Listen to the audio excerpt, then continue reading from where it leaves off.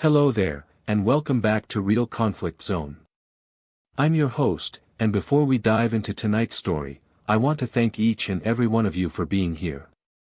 Whether you're listening during your morning commute, taking a break from work, or settling in for the night, I appreciate you choosing to spend your time with us. If you're new to the channel, welcome to the community.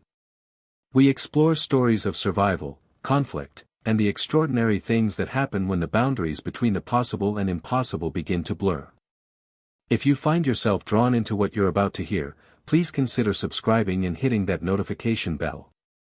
And for those of you who've been with us from the beginning, your support means everything. Now, let's get into tonight's story, and I promise you, this one will keep you questioning reality until the very last word. Some voices never go silent. This is the story of Captain Elena Ward, a decorated Air Force pilot who encountered something over the Pacific Ocean that defied every law of physics, every rule of military protocol, and every assumption about the nature of time and death itself. What began as a routine patrol flight became a journey into the impossible, a confrontation with ghosts that flew fighter jets, and a mystery that connected her to a father she'd lost 20 years ago. This is a story about sacrifice, about secrets that governments keep buried, and about the thin line between this world and whatever lies beyond it. This is the story of Phantom Squadron. Captain Elena Ward had been flying for the United States Air Force for 12 years, and in that time she'd accumulated more flight hours than most pilots twice her age. She was 34 years old, 5'7", with dark hair she kept pulled back in a regulation bun and eyes that had seen things most people only experienced through video games and movies. She'd flown combat missions over Syria and Afghanistan, had participated in humanitarian operations after natural disasters, had logged time in everything from cargo planes to the latest generation of fighter jets. She was, by every measurable standard, one of the best pilots in the Air Force, the kind of officer that younger pilots looked up to and senior commanders trusted with the most sensitive assignments. But Elena carried something with her that no amount of training or experience could prepare her for, a weight that sat in her chest every time she climbed into a cockpit and felt the familiar vibration of engines coming to life. Her father, Colonel Marcus Ward, had been a pilot too, one of the best of his generation, a man who'd flown missions that never appeared in official records and received commendations that remained classified decades after they were awarded. Elena had grown up on Air Force bases, had learned to identify aircraft by their engine sounds before she could read, had absorbed the culture and the values and the unspoken understanding that some things were more important than individual lives, that service meant accepting risks that would terrify ordinary people. Marcus Ward had disappeared 20 years ago, when Elena was 14 years old. He'd been leading a squadron on what she'd been told was a routine training exercise over the Pacific Ocean. 6 aircraft had taken off from Andersen Air Force Base in Guam. None of them had returned. The official investigation had concluded that the squadron had encountered unexpected severe weather, that visibility had dropped to zero, that the pilots had become disoriented and their aircraft had gone down in the ocean. Search and rescue operations had found nothing, no wreckage, no oil slicks, no emergency beacons, no bodies. It was as if 6 fighter jets and their pilots had simply ceased to exist somewhere over the vast emptiness of the Pacific. Elena had been given her father's flag at a memorial service where they'd played taps and fired a salute and told her that Marcus Ward had died serving his country with honor and distinction. She'd been told that sometimes the ocean kept its secrets, that the Pacific was deep and vast and some things were never recovered. She'd been told to be proud of her father's service, to remember him as a hero, to honor his memory by living a life worthy of his sacrifice. What she hadn't been told, what nobody had explained to a 14-year-old girl crying at her father's memorial, was that the training exercise hadn't been routine at all. That Marcus Ward and his squadron had been flying a classified mission related to something the Air Force had been tracking for months, something that official reports dismissed as atmospheric anomalies and radar glitches, but that pilots who'd encountered it described in terms that sounded more like science fiction than military operations. Elena hadn't known any of this at 14, and she'd spent the next 20 years believing, a tragic but understandable accident, that nature had claimed him the way it had claimed countless other pilots throughout aviation history. She'd joined the Air Force because of him, because flying was the only way she could feel close to a man she'd barely known, a father who'd been deployed more often than he'd been home, who'd missed birthdays and holidays and school events because he was somewhere over a foreign country doing things he couldn't talk about. She'd excelled in flight school, had pushed herself harder than her instructors thought possible, had accepted every dangerous assignment and volunteered for every difficult mission, all because somewhere deep inside she was still that 14-year-old girl trying to prove she was worthy of being Marcus Ward's daughter. Now, 20 years after her father's disappearance, Elena was based at Joint Base Pearl Harbor Hickam in Hawaii, assigned to a unit that conducted long-range patrols over the Pacific, monitoring for threats, maintaining presence, showing the flag in international waters where China and Russia and other nations tested boundaries and probed defenses. It was important work but not glamorous work, long hours of flying in straight lines over endless ocean, the kind of missions where the biggest danger was usually boredom and the greatest skill required was staying alert when nothing was happening. On this particular morning in late October, Elena was assigned a solo patrol, a 12-hour flight that would take her northwest from Hawaii toward the international date line and back. Solo patrols were unusual but not unheard of, typically assigned when aircraft availability was limited or when a pilot needed to maintain currency in certain types of operations. Elena didn't mind flying alone. She'd always been comfortable with solitude, had learned early that being alone meant you only had to trust yourself, that you didn't have to worry about anyone else making mistakes or missing something important. She went through her pre-flight routine with the methodical precision that had become second nature over thousands of hours in the cockpit. Check the aircraft exterior, look for anything unusual, any damage or leaks or signs of problems. Review the weather forecast, understand what conditions to expect along the route. Study the mission briefing, confirm waypoints and communication protocols and emergency procedures. Check survival gear, make sure the life raft and emergency beacon and first aid kit were all properly stowed. Run through the startup checklist, bring systems online one by one, verify that everything was functioning correctly. The aircraft she was flying was an F-15E Strike Eagle, a two-seat fighter bomber that had been the backbone of the Air Force's tactical aviation for decades. Normally the F-15E carried a weapons systems officer in the back seat, but for this patrol Elena would be flying solo, the rear cockpit empty, relying on the aircraft's advanced systems to handle tasks that would normally require a second crew member. The F-15E was loaded light for this mission, carrying only air-to-air missiles for self-defense and extra fuel tanks for the long flight, configured for endurance rather than combat. Elena strapped herself into the ejection seat, connected her oxygen mask and communication leads, felt the familiar embrace of the cockpit around her. This was where she felt most at home, more comfortable than in any apartment or house or social situation. In the cockpit, everything made sense. There were clear procedures for every situation, definite answers to every question, rules that never changed and could always be trusted. You did things by the book, you followed your training, and you survived. It was simple and clean and honest in a way that nothing else in life seemed to be. She ran through the engine start sequence, felt the twin turbofan spin up, heard the distinctive whine that said the F-15 was coming alive beneath her. Tower cleared her for taxi, and she guided the fighter toward the active runway, the morning sun just starting to break over the Pacific horizon, painting the sky in shades of orange and pink that reminded her of a painting she'd seen once in a museum, back when she'd had time for things like museums and art.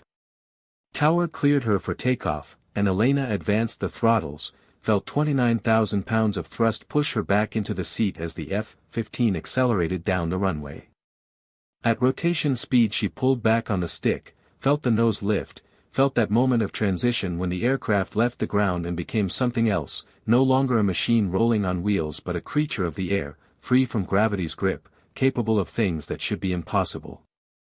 She climbed to her assigned altitude of 35,000 feet, settled into the cruise configuration, and set course northwest toward her first waypoint. Below her, the Pacific stretched out in every direction, endless blue-green water reflecting the morning light, so vast that it was hard to comprehend.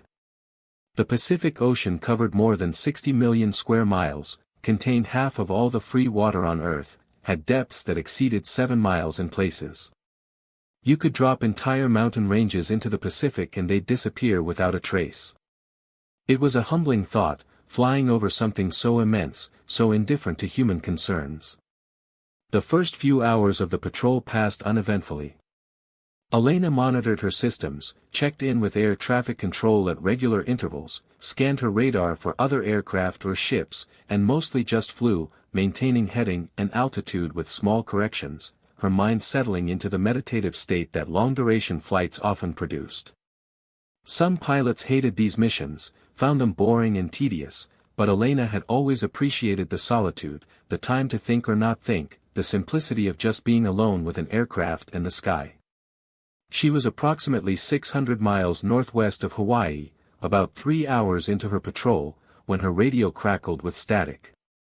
Elena frowned, adjusted the frequency settings, assuming she was picking up interference from a distant storm or maybe a solar flare affecting communications. But the static continued, and then, underneath it, she heard something else. A voice, faint and distorted, using radio protocols she hadn't heard since her early training days. The voice was calling out a distress code, using the old format that the Air Force had retired 15 years ago in favor of more modern communication standards. Elena felt a chill run down her spine that had nothing to do with the cockpit temperature. She keyed her mic, responded to the distress call, asked for identification and location. The static surged, nearly overwhelming her headset, and then she heard it clearly, a call sign that made her blood run cold. Phantom lead, this is Phantom 2, we are taking fire, repeat, we are taking fire, Phantom 3 is down, Phantom 4 is damaged, requesting immediate support. Elena's hands tightened on the flight controls. Phantom Squadron. That had been her father's call sign, the designation for the unit he'd been leading the day he disappeared. But that was impossible. Phantom Squadron had been lost 20 years ago. There was no way she could be receiving a transmission from aircraft that had gone down 2 decades in the past. It had to be some kind of interference, or maybe another squadron using the same call signs, or a training exercise she hadn't been briefed on. She checked her radar, expecting to see nothing but empty sky. Instead, 6 blips appeared on her display, flying in a perfect V formation, exactly the way tactical fighter squadrons flew when operating as a coordinated unit. The blips were approximately 50 miles ahead of her position, at an altitude of 28,000 feet, moving at 500 knots on a heading that would take them directly toward her. Elena's training took over, pushing aside the confusion and the growing sense that something very wrong was happening. She keyed her mic, contacted Pearl Harbor Control, reported that she had 6 unidentified aircraft on radar, requested information about whether there were any other U.S. or Allied forces operating in this area. The response came back negative.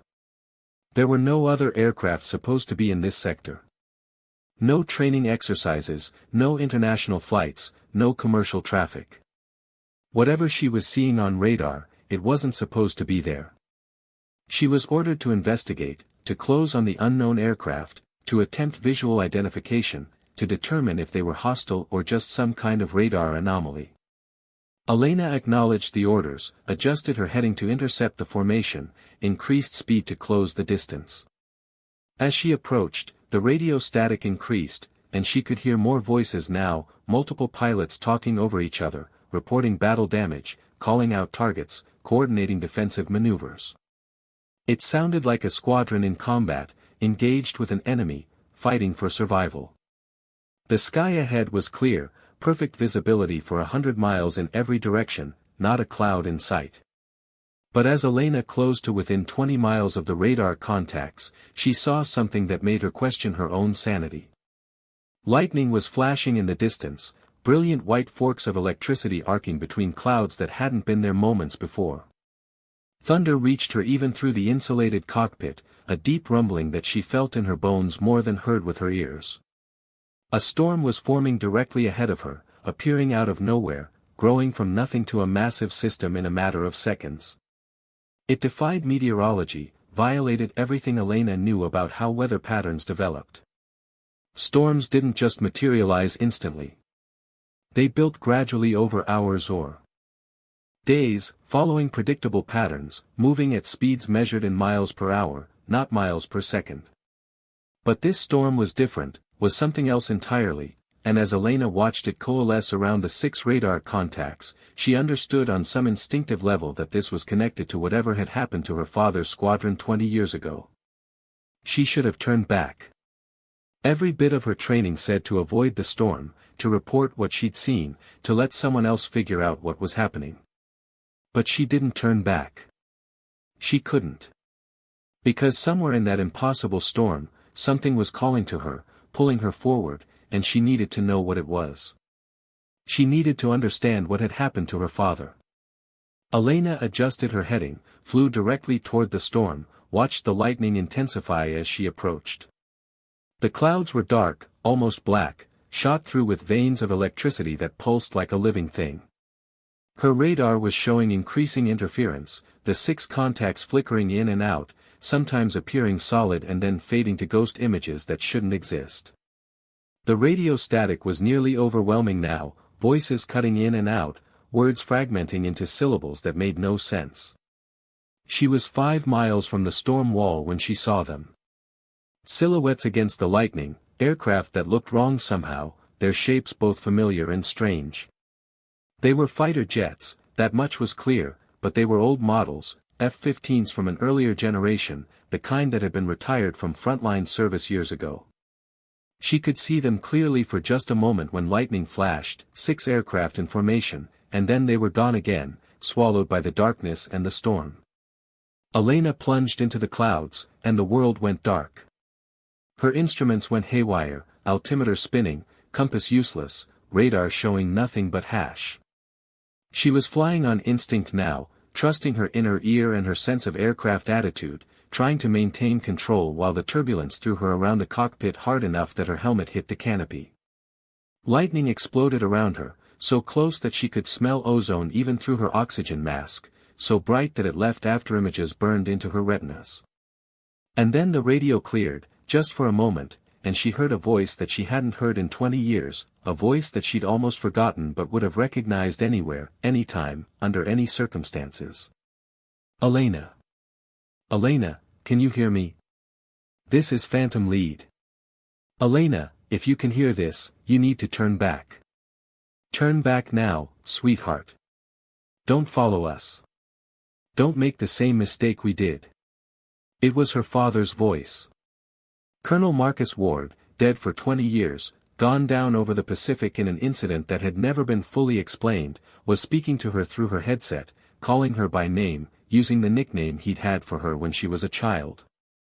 Elena's vision blurred with tears, her hands shook on the controls, and for a moment she forgot entirely that she was flying an aircraft through a violent storm at 500 miles per hour. She keyed her mic, her voice breaking. Dad? Dad, is that you?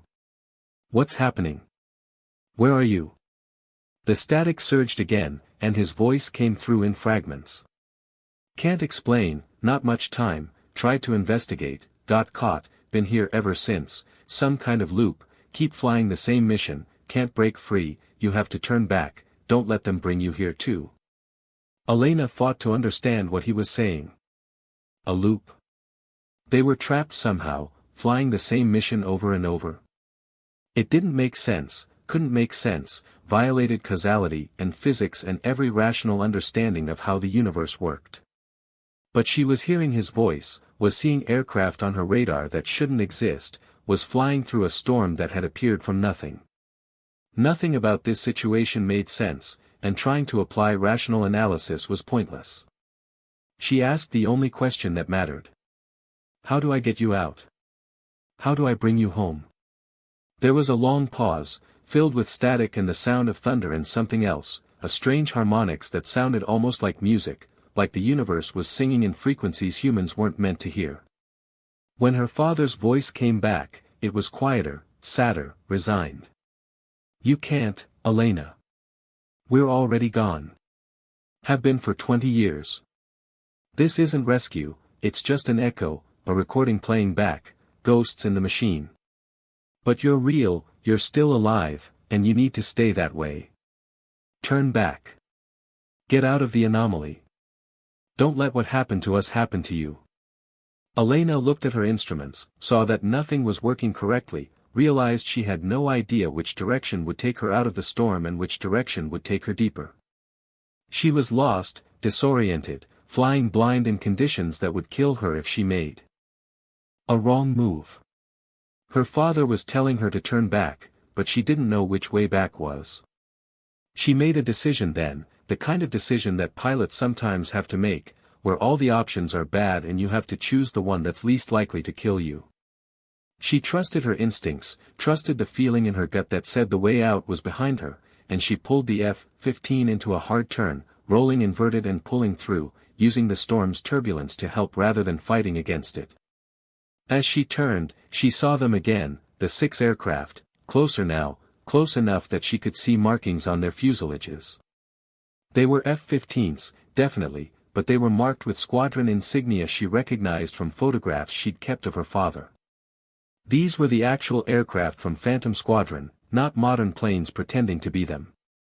They were flying in formation, perfect and precise, and as Elena watched, they turned to follow her, matching her movements exactly. She accelerated, pushed the throttles to military power, trying to outrun them, trying to get clear of the storm. But they stayed with her, maintaining formation, and she realized they weren't chasing her. They were escorting her, were helping her find the way out, were using their own experience of being trapped in this place to guide her to safety. Her father's voice came through one more time, clearer now, almost calm. "Follow your heading, maintain your airspeed, you're almost clear. We'll stay with you until you're safe. And Elena, listen to me. Don't come back here. Don't try to find us again. We're gone, and we're at peace with that. But you have a life to live. Promise me you'll live it. Promise me you won't waste it chasing ghosts." Elena was crying openly now, tears streaming down her face, her voice barely under control. "I promise, Dad. I promise. But I need to know, what happened? What is this place? Why did you come here?" There was static, and then his voice one final time, fading as she broke clear of the storm. "We were investigating something, an anomaly, reports of aircraft disappearing in this area, thought we could figure it out, got too close, couldn't escape, time works differently here, 20 years for you was 20 minutes for us, still don't understand it, but Elena, whatever you do, don't let them send anyone else, close this sector, mark it as hazardous, the anomaly is growing, more pilots will be lost if they're not careful." And then the transmission cut off completely, replaced by normal radio static, and Elena burst out of the clouds into clear sky, her instruments snapping back to normal function, her radar showing empty sky behind her. The storm was gone, disappeared as quickly as it had appeared, leaving no trace except the memory of lightning and thunder and impossible voices on the radio. She flew back to Hawaii in silence, not trusting herself to speak, not sure what she would say if she tried. By the time she landed, 3 hours later, she'd composed herself enough to file a report, to describe what she'd experienced in clinical, professional terms that stripped away the emotion and the impossibility and made it sound like just another unusual incident in a career full of unusual incidents. The debrief took 6 hours. Intelligence officers asked her the same questions a dozen different ways, trying to determine if she'd actually encountered something or if she'd experienced some kind of hallucination brought on by fatigue or hypoxia or equipment malfunction. They analyzed her aircraft systems, pulled data from every recorder and sensor, tried to find objective evidence of what she described. What they found was inconclusive. Her radar had recorded 6 contacts that appeared and disappeared. Her radio had recorded fragments of transmissions that matched the communication protocols used by Phantom Squadron. Her flight path had deviated from her planned route, taking her through an area where no storm had been visible on weather radar or satellite imagery. But there was no storm damage to her aircraft. No evidence of the extreme turbulence she described. No explanation for how she'd heard transmissions from pilots who'd been dead for 20 years. The official conclusion was that she'd experienced some kind of atmospheric phenomenon, possibly a combination of unusual weather conditions and equipment malfunction, that had created false radar returns and radio interference that her mind had interpreted as meaningful patterns. Elena didn't argue with the official conclusion. She knew what she'd experienced, knew that her father had spoken to her, that she'd seen Phantom Squadron flying through an impossible storm. But she also knew that arguing would accomplish nothing except getting her grounded for psychological evaluation, and she needed to stay in the air, needed to remain operational, because her father's last message had included a warning, and she needed to immediately turn back regardless of what she was experiencing. The scientists briefed her on their theories about what the anomaly might be. The most popular hypothesis was that it was some kind of temporal distortion, a place where normal spacetime broke down, where past and present and future all existed simultaneously. The storm might be a visual manifestation of that distortion, the human brain's attempt to interpret something it wasn't equipped to understand. The transmissions from Phantom Squadron might be actual communications from 20 years ago, somehow trapped in a loop, playing back whenever someone entered the affected region. But these were just theories. The truth was that no one really understood what they were dealing with. The mathematics didn't work. The physics made no sense. Respected scientists who'd spent their careers studying relativity and quantum mechanics admitted they had no explanation for how an area of space could trap aircraft and crews in a temporal loop, could make 20 years pass on the outside while only minutes passed on the inside. Some of the more unconventional theorists suggested that the anomaly might not be natural at all, that it could be the result of some kind of exotic technology, either human experimentation gone wrong or something non-human that humans had stumbled across. These theories were dismissed by most of the scientific team, but Elena noticed that no one could completely rule them out, that the uncertainty in everyone's eyes suggested they were all afraid of what they might discover. The night before the mission, Elena couldn't sleep. She lay in her quarters, staring at the ceiling, thinking about her father, about the voice she'd heard calling her name, about the warning he'd given her. Part of her wanted to believe it had all been some kind of hallucination, that the rational explanation was correct and she'd just experienced equipment failure and atmospheric conditions that had created false impressions. But she knew that wasn't true. She'd heard his voice.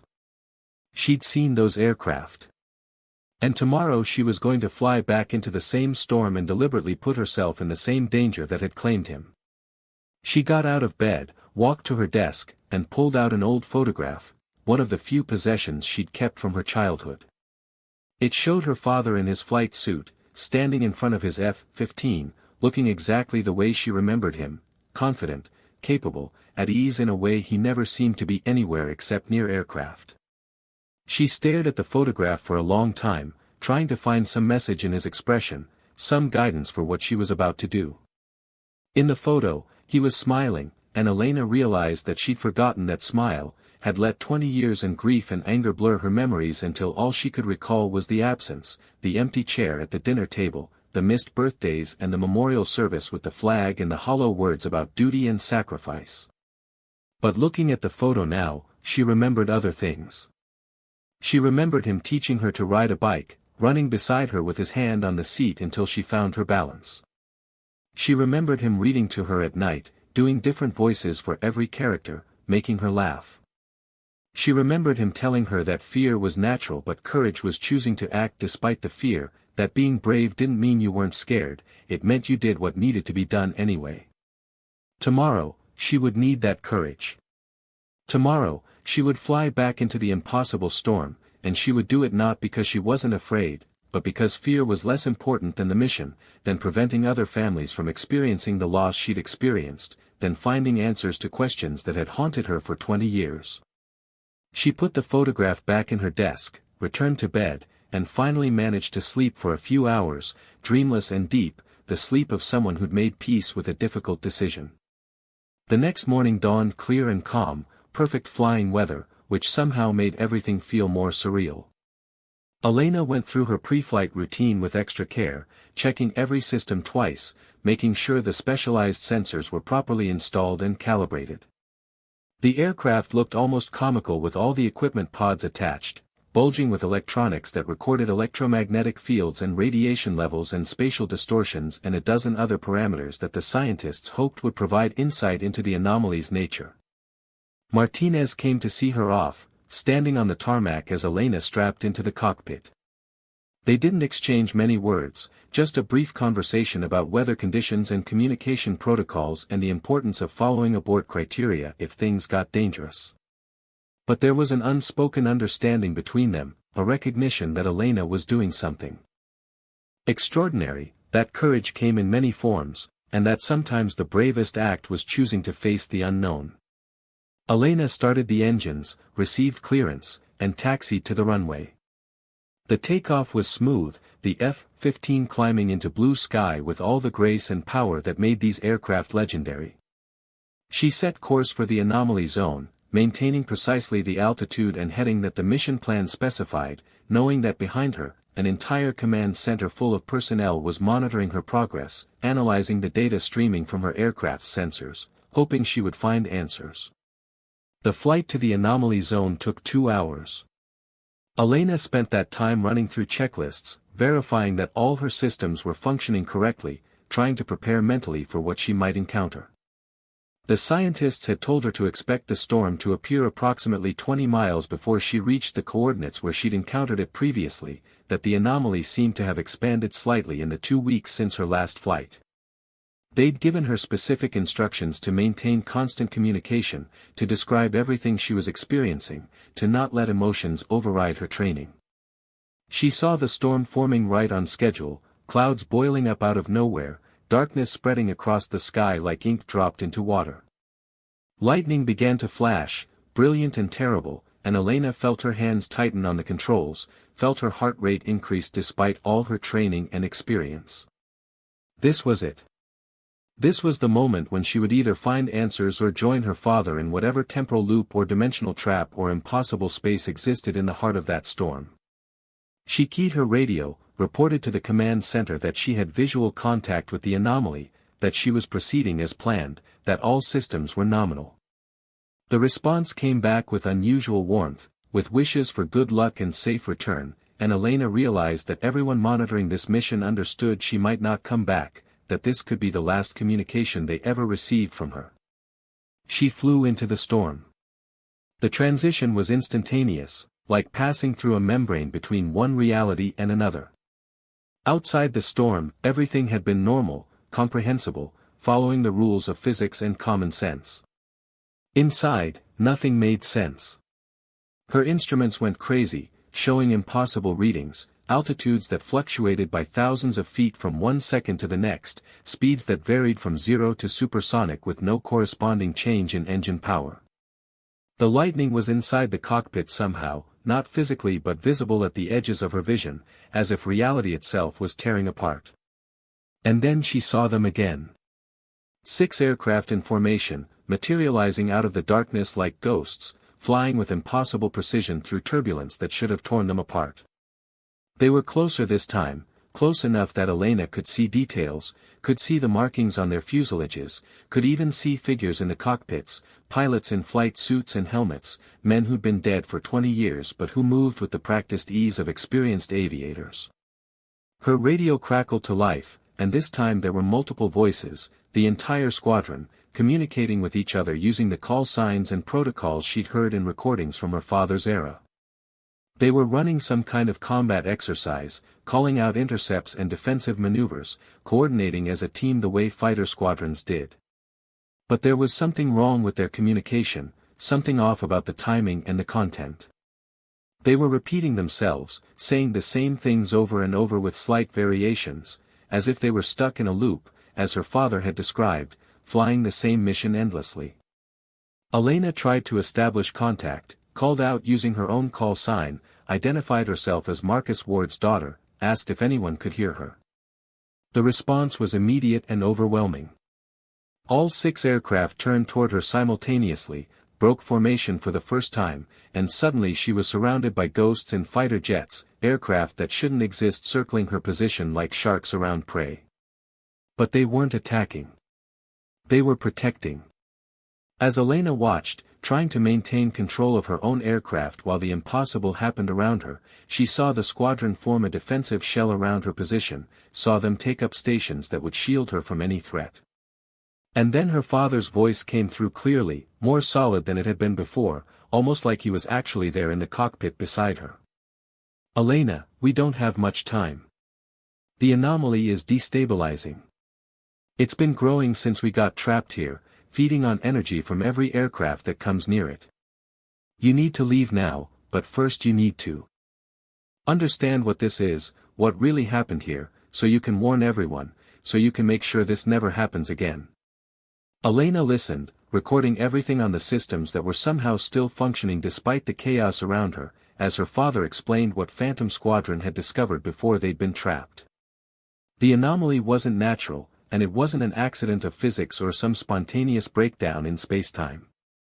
It was the result of an experiment, something that had been conducted decades ago, back during the Cold War, when both sides were pushing the boundaries of physics and technology in ways that should never have been attempted. The military had been experimenting with radar invisibility, with ways to make aircraft disappear from enemy detection. They'd been working with electromagnetic fields, with theories about bending space around objects, with concepts that bordered on science fiction. One of the experiments had gone catastrophically wrong, had created a tear in the fabric of spacetime, a wound in reality that had never healed. The anomaly was that wound, still bleeding energy, still distorting the laws of physics in the region around it. Phantom Squadron had been sent to investigate because aircraft kept disappearing in this area, but what they'd found was beyond anything they could handle. They'd tried to gather data, tried to understand what they were dealing with, but they'd gotten too close, had been pulled into the temporal distortion. For them, only minutes had passed, maybe an hour at most. They were still flying their mission, still trying to complete their objectives, unaware that the world outside had moved on for 20 years. But they were aware now, her father explained. Something about Elena's presence, about a blood connection or some quantum entanglement they didn't understand, had allowed them to perceive the truth, to realize they were trapped, to communicate across the temporal barrier. And what they'd learned in those moments of clarity was terrifying. The anomaly was growing exponentially, would soon be large enough to affect commercial air routes, would eventually encompass populated areas. If it wasn't stopped, if the tear wasn't closed, it would continue expanding until it swallowed entire cities, trapping millions of people in the same temporal loop that had claimed Phantom Squadron. Elena struggled to process what she was hearing, her mind rebelling against implications that violated everything she understood about reality. She asked the only question that mattered: how do we stop it? How do we close the anomaly? Her father's response was immediate but devastating. You can't close it from the outside. The distortion is too strong, too stable. It would take more energy than any weapon we possess. But from the inside, from within the temporal loop, it might be possible to create a cascading collapse, to use the anomaly's own energy against itself. It would require precise coordination, multiple aircraft creating specific electromagnetic signatures at exact locations, essentially turning the distortion back on itself until it imploded. Elena understood what he was telling her, understood the price that would be required. The pilots who created that cascade, who triggered the collapse, would be at the center of the implosion. They wouldn't escape. They would be consumed along with the anomaly, erased from existence so completely that there wouldn't even be ghosts left behind, no echoes, no temporal shadows. Just nothing. We've been dead for 20 years anyway, her father said quietly. This way, at least our deaths will mean something. We can save everyone else.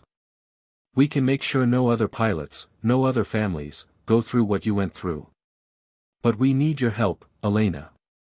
We need you to relay our plan to the command center, to make sure they understand what needs to happen, to convince them to let us do this. Elena's vision blurred again, tears streaming down her face as she realized she was about to lose her father for a second time, and this time she would be complicit in his death, would be the one who carried his final message to the people who could authorize the mission that would end his existence. She wanted to refuse, wanted to tell him there had to be another way, but she knew there wasn't. She'd seen the data, understood the threat, knew that millions of lives hung in the balance against 6 pilots who were already casualties, who'd been lost decades ago.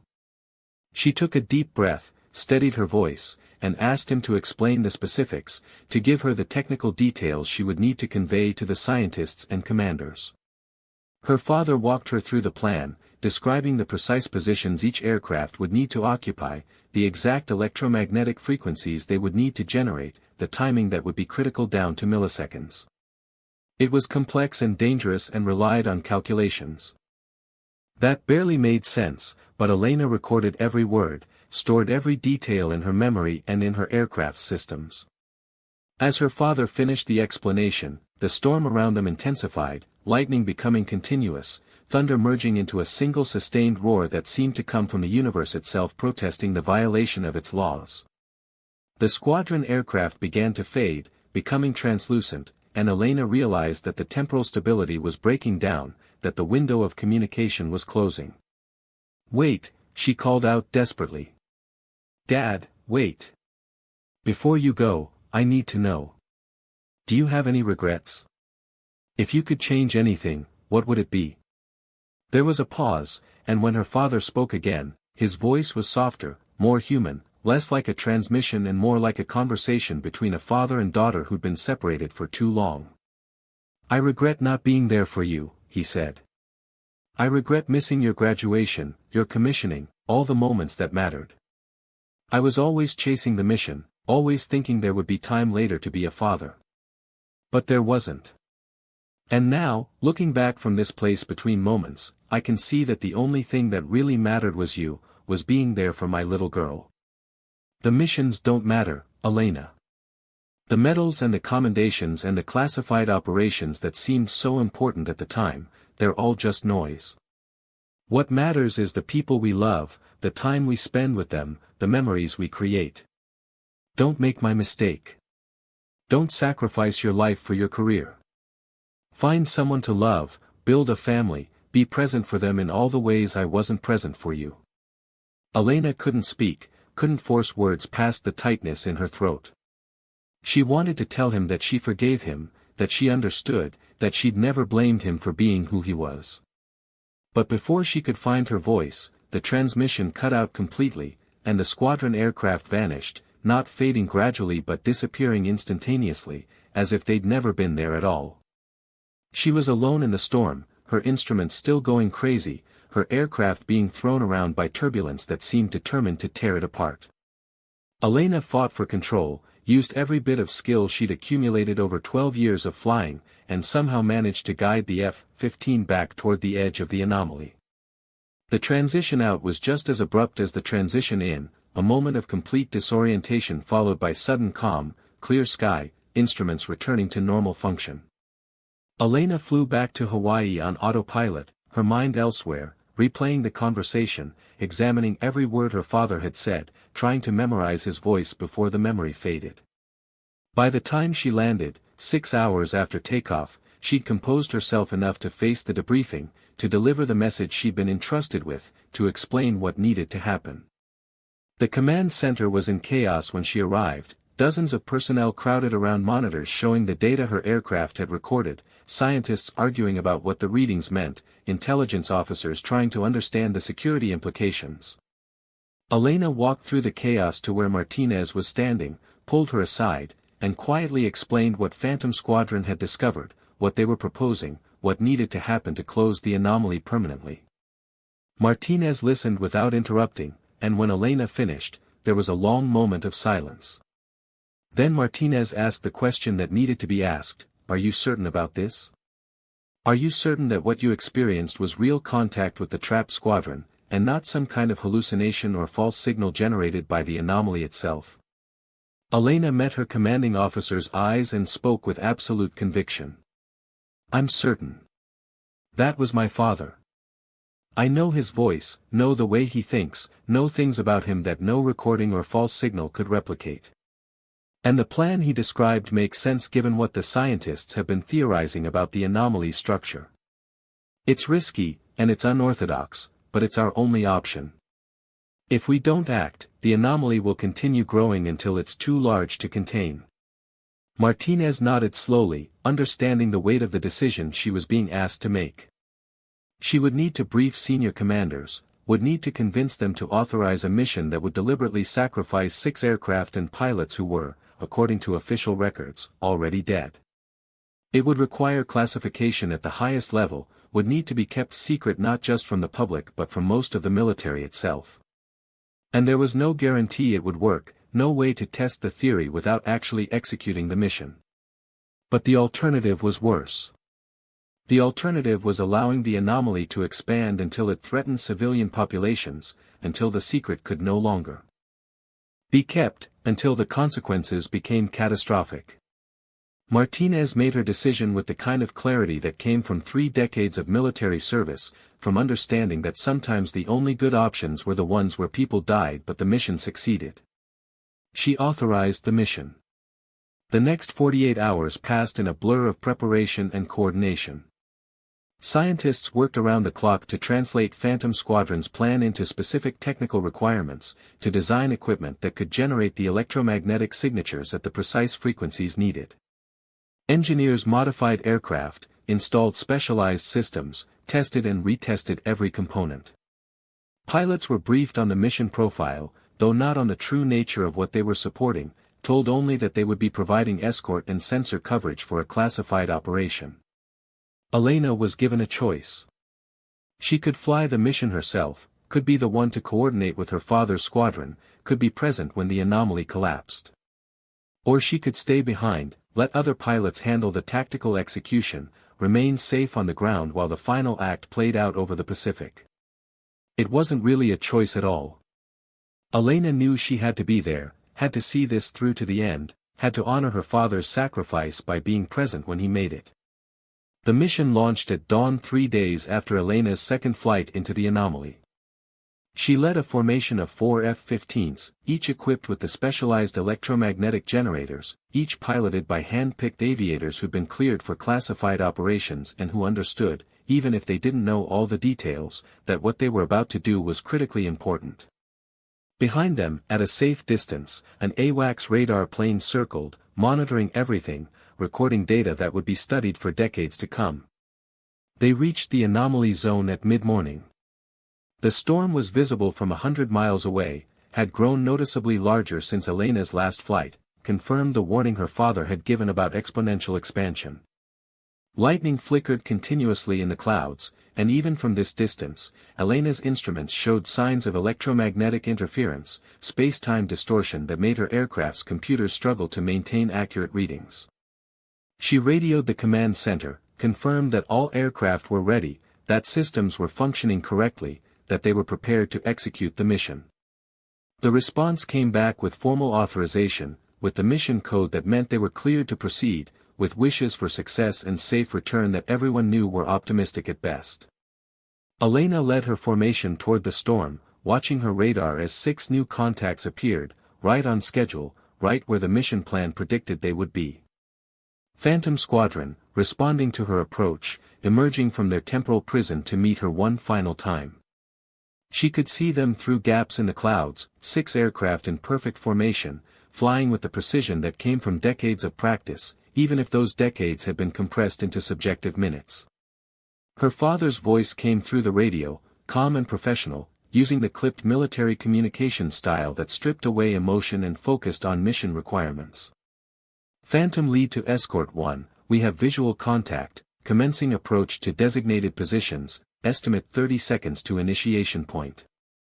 Elena acknowledged, coordinated with her own formation, guided them to the specific locations that had been calculated with such care. Each aircraft needed to be at a precise position, needed to generate its electromagnetic signature at an exact moment, needed to maintain that signature while the cascade developed. It was like conducting an orchestra where every instrument had to hit its note perfectly or the entire symphony would fail. The formations merged, her 4 modern F-15s intermixing with the 6 Ghost aircraft from Phantom Squadron, creating a geometric pattern in 3-dimensional space that looked almost like a ritual, like some kind of ceremony being performed at the boundary between possible and impossible. Elena could see the other pilots now, could see her father in the lead aircraft, could see him looking toward her across the impossible distance of 20 years and the few hundred feet of sky that separated them.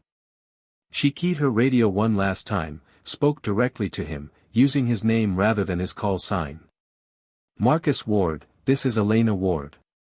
I'm proud to be your daughter. I'm proud to finish what you started. And I promise you, I'll live the life you wanted me to live. I won't waste it. I won't forget what matters. His response came back immediately, and for just a moment, the professional veneer cracked and she heard the father underneath the pilot. I love you, Elena. I always did. I'm sorry I didn't say it enough when I had the chance. Be happy, sweetheart.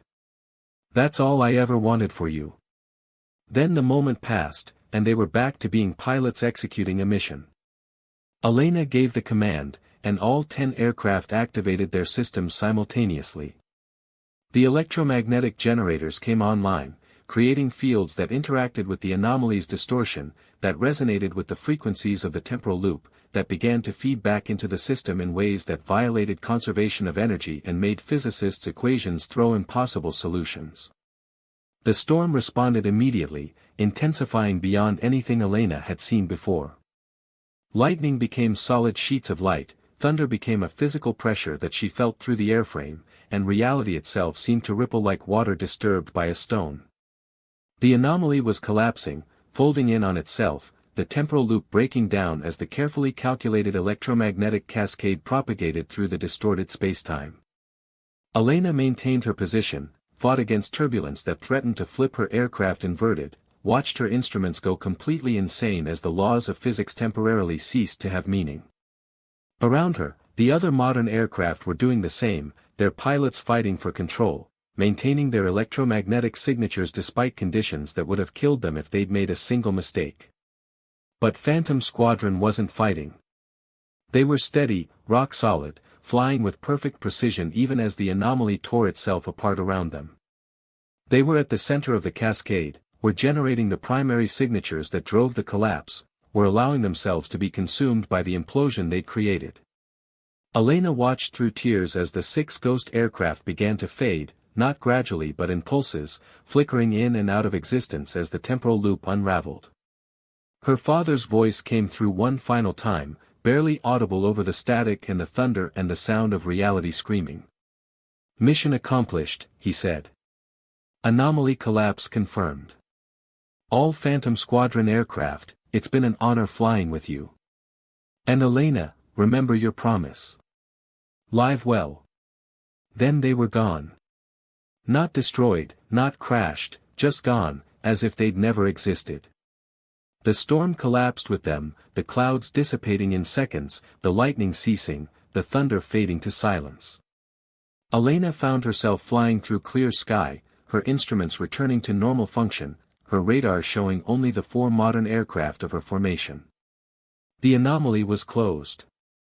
The temporal loop was broken. The wound in spacetime had healed, taking Phantom Squadron with it, erasing even the ghosts that had been trapped there for 20 years. They were truly gone now, not lost but deliberately sacrificed, their existence traded for the safety of everyone who would have been claimed by the growing anomaly.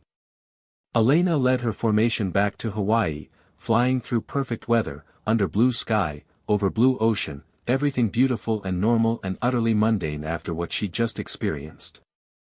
The other pilots were silent on the radio, processing what they'd witnessed, understanding on some level that they'd been part of something extraordinary even if they didn't know all the details. The debriefing took 3 days. Scientists analyzed the data, confirmed that the anomaly had completely collapsed, that there was no residual distortion, no remaining temporal effects. The area was declared safe for air traffic, and the no-fly zones that had been in place for decades were quietly removed. The mission was classified at a level so high that most of the people who'd been involved would never be able to talk about it, would carry the secret for the rest of their lives.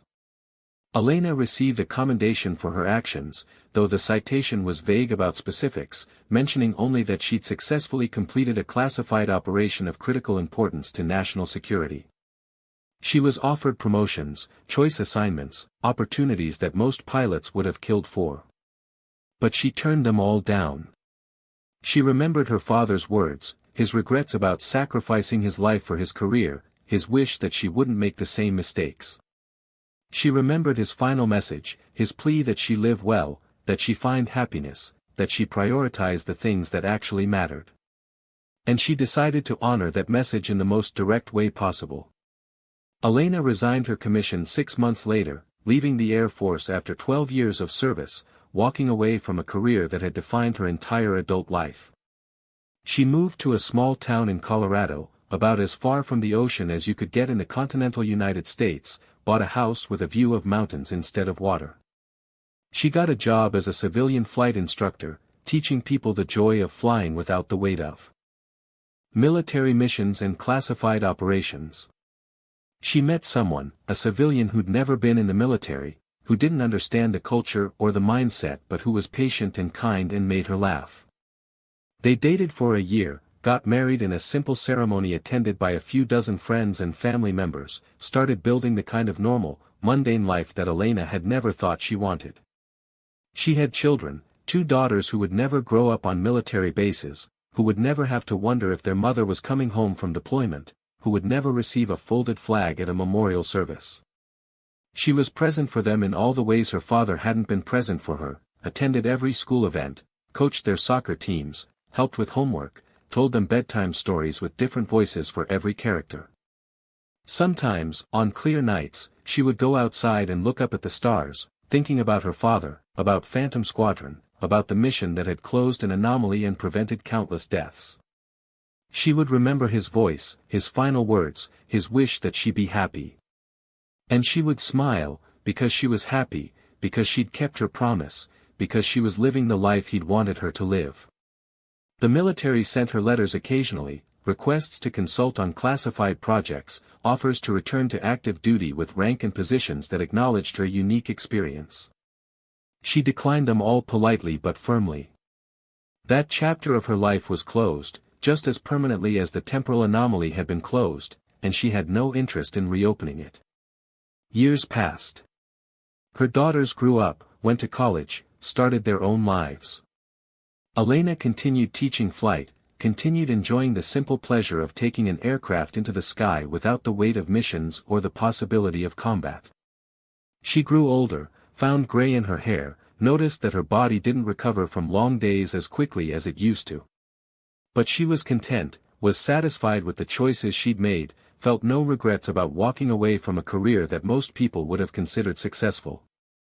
She was 62 years old, teaching a student how to handle crosswind landings, when she received a phone call from Colonel Sarah Martinez, retired now like Elena but still connected to the military community. Martinez asked if Elena could meet her, said it was important, said there was something Elena needed to know. They met at a coffee shop in Denver, 2 women who'd once worn uniforms but now looked like any other retired professionals enjoying their golden years. Martinez explained that the government had finally decided to declassify some of the files related to the Pacific anomaly, had determined that enough time had passed and enough of the original personnel had either retired or died that it was safe to acknowledge what had happened. They were planning to honor Phantom Squadron officially, to recognize their sacrifice, to tell their families the truth about what had happened and why. Elena listened quietly, sipping her coffee, as Martinez described the ceremony that was being planned, the medals that would be awarded posthumously, the monument that would be erected. It was appropriate, Elena thought, that her father and his squadron would finally receive recognition for what they'd done, that their families would learn they hadn't died in a routine training accident but in a deliberate act of heroism that had saved countless lives. Martinez asked if Elena would speak at the ceremony, would represent the families, would tell the story of what had happened. Elena considered the request carefully, thought about whether she wanted to return to that world even briefly, whether she wanted to relive those experiences in front of an audience. But ultimately she agreed, because she owed it to her father, owed it to the other pilots of Phantom Squadron, owed it to everyone who'd been affected by the anomaly and the mission that had closed it. The ceremony took place at Arlington National Cemetery on a crisp October morning, exactly 40 years after Phantom Squadron had first disappeared. There were military officials present, families of the lost pilots, veterans who'd served in the same era, and a surprising number of civilians who'd somehow learned about the event and wanted to pay their respects.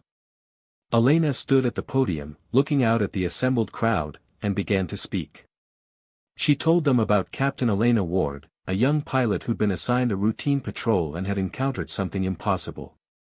She told them about the voices on the radio, the ghosts in fighter jets, the storm that existed in violation of physical law. She told them about her father's message, his warning, his plan to close the anomaly. She told them about the final mission, the sacrifice that Phantom Squadron had made, the collapse of the temporal loop that had claimed them. But mostly, she told them about what came after. She told them about a father's wish that his daughter not waste her life chasing ghosts, about the importance of being present for the people you love, about the difference between existing and living. She told them that the greatest honor you could give to someone who'd sacrificed their life was to live well yourself, to find happiness, to cherish the moments and the people and the experiences that made life worth living. When she finished speaking, there was a long moment of silence. Then applause, not the polite acknowledgement that usually followed speeches at military ceremonies, but genuine appreciation, people responding not to the story of heroism but to the message about how to live. Elena stepped down from the podium, accepted handshakes and thanks from people she'd never met, and felt something settle inside her, a sense of completion that she hadn't realized she'd been missing. She visited her father's memorial after the ceremony, stood in front of the new monument that bore his name and the names of the other pilots from Phantom Squadron. The inscription read simply, "They flew into the impossible so others wouldn't have to." Elena placed her hand on the cold stone, whispered a quiet thank you, and then turned away. She drove home to Colorado, back to her house with its mountain views, back to her normal life.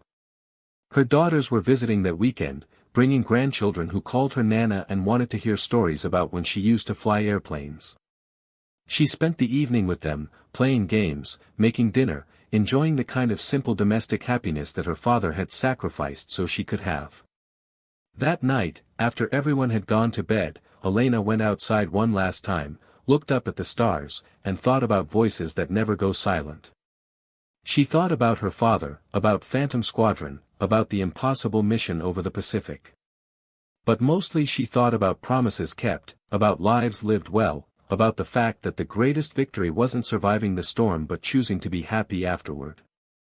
The sky was clear, full of stars, free from anomalies and temporal distortions and ghosts. It was just sky, just stars, just the normal beauty of the universe going about its business. And that was exactly as it should be. Elena smiled, went back inside, and closed the door behind her. The story was finished. The mission was complete. And she had kept her promise. Some voices never go silent, she thought as she turned off the lights and headed to bed. But sometimes, if you listen carefully to what they're saying, you realize they're not asking you to chase them into the dark. They're asking you to stay in the light, to live well, to find joy in the ordinary moments that make life extraordinary. And that was exactly what Elena Ward had done. That was the real victory, the true completion of the mission her father had started and she had finished. Not the closing of the anomaly, not the prevention of future tragedies, but the choice to honor his sacrifice by living the life he'd wished for her, by being present and happy and grateful for every ordinary day. The story of Phantom Squadron would be told and retold, would become part of military legend, would inspire future generations of pilots. But for Elena, the story was personal, was about a daughter and a father, was about love and loss and the incredible gift of a second chance to say goodbye. And she had made the most of that gift, had listened to the message, had kept the promise. She fell asleep that night with a smile on her face, dreaming of clear skies and peaceful flights, of laughter and family dinners, of all the beautiful mundane moments that her father had traded his life to protect. And if sometimes, in her dreams, she heard his voice calling her name, it was always with warmth and approval, a father who was proud of his daughter, who was glad she'd found happiness, who was at peace with his sacrifice because it had bought her a life worth living. Some voices never go silent. But sometimes they don't have to be loud to be heard. Sometimes all you need to do is listen, and understand, and live well. That's the real story. That's what matters most. And that was the truth Captain Elena Ward carried with her for the rest of her days, a truth bought with sacrifice, honored with choices, and celebrated in every moment of joy and connection and love that filled her life. The end.